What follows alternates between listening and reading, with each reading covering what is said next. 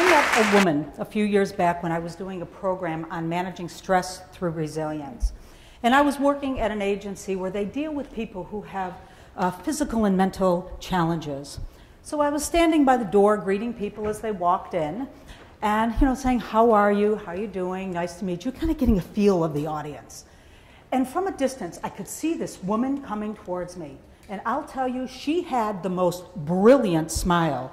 And she was a hefty woman like me, but she walked into that place like she was Beyonce. She just owned it. So I said to her, well, how are you? And she said, honey, I am fantastic. So how are you? Who in here is good? Who's great? Who's fantastic? And who's fine?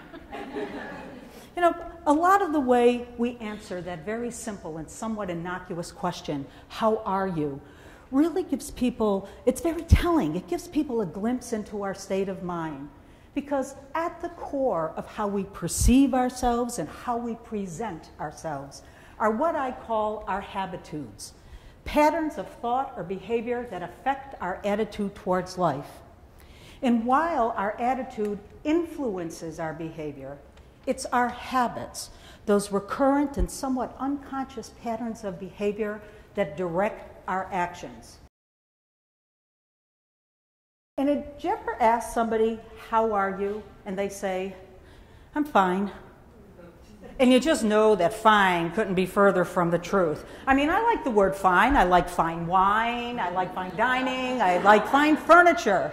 And I found that most of the time, if somebody tells me they're fine, what they're really is implying is that they've just crossed that fine line from feeling good to feeling frustrated, insecure, neurotic, or emotional, either because of some of that first four-letter F word, fear, or because of this last one, fail.